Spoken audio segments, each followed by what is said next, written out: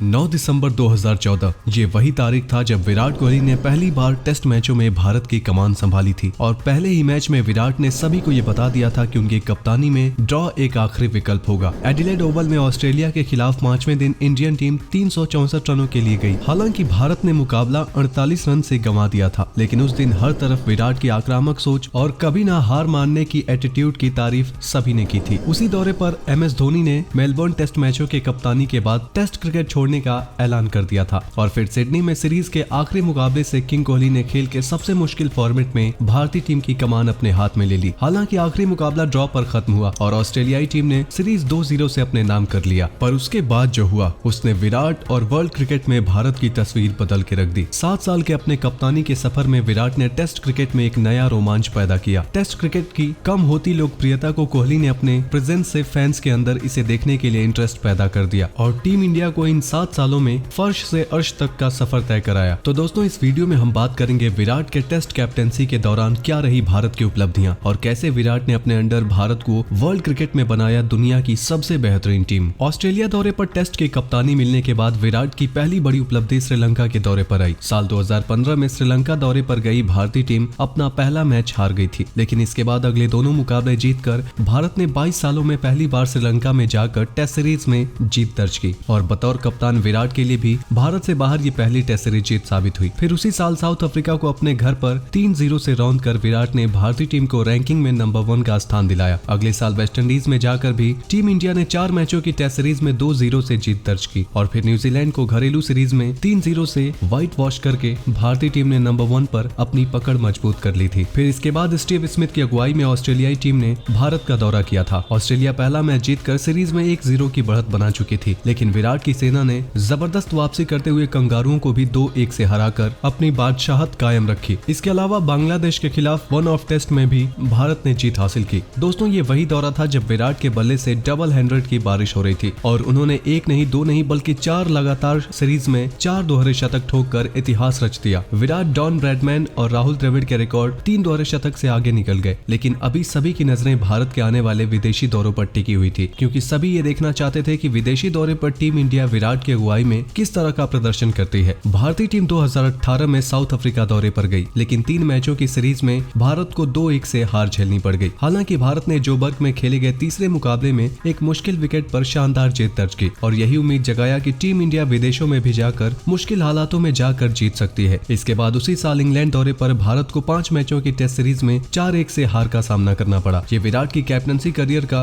Lowest point भी था। हालांकि विराट के बल्ले से उस दौरे पर जबरदस्त प्रदर्शन किया था। जिस जिमी एंडरसन ने 2014 के समय विराट को हर पारी में अपना शिकार बनाए थे, पूरे दौरे पर एंडरसन विराट का विकेट लेने के लिए तरसते रह गए। बेशक स्कोर लाइन भारत के अगेंस्ट गई, लेकिन जिसने भी वो दौरा ध्यान से देखा होगा उन्हें पता होगा कि टीम इंडिया के पास कई बार मुकाबले में बढ़त बनाने का मौका था, लेकिन अहम मौकों पर टीम इंडिया चूक गई। हालांकि फिर 2018 का ऑस्ट्रेलिया दौरा आया, जिसने पूरी तरीके से टीम इंडिया की तस्वीर बदल दी। भारत ने ऑस्ट्रेलिया को पहली बार उनके घर में घुसकर मारा। 4 मैचों की टेस्ट सीरीज में 2-1 से अपने नाम करके भारत पहला एशियाई देश बना जिसने ऑस्ट्रेलिया को उन्हीं के घर में हराया। इसके बाद धीरे धीरे भारतीय टीम विराट की अगुवाई में शोहरत की बुलंदियों को छूती गई। हर साल के अंत में टीम इंडिया दुनिया की नंबर 1 टीम बनती रही। इसी बीच 2019 के वर्ल्ड टेस्ट चैंपियनशिप का पहला साइकिल शुरू हुआ और भारत ने इस साइकिल में अपने पहले ही घरेलू सीरीज में अफ्रीका को 3-0 से रौंद कर रख दिया। इसी दौरे पर विराट ने अपने टेस्ट करियर का सर्वाधिक स्कोर 254 रन बनाया था। उसी साल बांग्लादेश के खिलाफ घरेलू सीरीज में टीम इंडिया को जीत मिली और यही वो आखिरी बार था जब कोहली के बल्ले से एक विराट शतक देखने को मिला था। ईडन गार्डन्स में खेले गए डे नाइट टेस्ट मैच में विराट ने अंतर्राष्ट्रीय क्रिकेट में आखिरी बार शतक लगाया। उस दिन विराट ने अपने करियर का 70वां शतक जड़ा और उसके बाद से आज तक फैंस को अभी भी विराट के 71वें शतक का इंतजार है। हालांकि यहाँ से विराट के लिए चुनौतियां बढ़ने वाली थी। अगले साल 2020 में न्यूजीलैंड दौरे पर भारत को 2-0 से करारी हार का सामना करना पड़ा। विराट की कप्तानी में पहली बार ऐसा हुआ जब टीम इंडिया कभी भी मुकाबले में लड़ती हुई दिखाई नहीं दी। कोई भी टेस्ट मैच आखिरी दिन तक भी नहीं गया और न्यूजीलैंड ने अपने घर पर पूरी तरीके से भारत पर डोमिनेट किया। उसी साल के अंत में भारत एक बार फिर ऑस्ट्रेलिया के दौरे पर गया। एडिलेड ओवल में विराट ने पहले टेस्ट मैच की पहली पारी में 74 रन बनाए, लेकिन दूसरी पारी में पूरी टीम 36 रन पर ही ऑल आउट हो गई और भारतीय क्रिकेट के लिए वो एक ब्लैक डे साबित हुआ। टीम इंडिया पहला टेस्ट मैच बुरी तरीके से 8 विकेट से हार गई और विराट अपनी बेटी के जन्मदिन के लिए हिंदुस्तान वापस लौट गए। विराट की गैर मौजूदगी में इसके बाद टीम इंडिया ने तख्ता पलट करते हुए stand in captain Ajinkya Rahane दौरे के अंडर ऑस्ट्रेलिया को दूसरी बार उनके घर में परास्त कर दिया। भारत ने 2-1 से श्रृंखला जीत ली। सभी को ऐसा लगा कि विराट कोहली के बगैर भी भारत टेस्ट सीरीज जीत सकता है। यहीं से कहीं ना कहीं ड्रेसिंग रूम में गुटबाजी भी शुरू हो गई थी। टीम इंडिया ने इसके बाद इंग्लैंड को अपने घर पर हराया, लेकिन वर्ल्ड टेस्ट चैंपियनशिप के फाइनल में जब लगा मुकाबला ड्रॉ हो जाएगा, टीम इंडिया न्यूजीलैंड से हार गई और इतने सालों की कड़ी मेहनत पर एक ही पल में जैसे पानी फिर गया। हालांकि इसके बाद भारत ने जबरदस्त वापसी की और इंग्लैंड के खिलाफ 2-1 से सीरीज में आगे थी, जहां सीरीज का आखिरी मुकाबला कोरोना वायरस के चलते स्थगित कर दिया गया था। इंग्लैंड दौरे के बाद क्या क्या हुआ ये आप सभी को पता है। पिछले साल T20 वर्ल्ड कप से ठीक पहले विराट कोहली ने कप्तानी छोड़ दिया, क्योंकि वो वनडे और टेस्ट मैचों में भारत की कप्तानी जारी रखना चाहते थे, लेकिन सिलेक्टर्स ने ODI में उनकी जगह रोहित शर्मा को कप्तान बनाने का फैसला कर लिया, जिसके बाद विराट और BCCI के बीच विवादों की खबरों ने तूल पकड़ा। BCCI के ऑफिशियल्स और विराट की तरफ से अलग अलग बयान आने शुरू हुए और इन सब के बीच टीम इंडिया साउथ अफ्रीका दौरे पर गई, लेकिन पहला टेस्ट मैच जीतने के बावजूद भारत अपने अगले दोनों मुकाबले हार गया और साउथ अफ्रीका में टेस्ट सीरीज जीतने का सुनहरा मौका भारत के हाथ से चला गया। लेकिन शायद किसी ने ये नहीं सोचा होगा कि केपटाउन का आखिरी टेस्ट मैच विराट के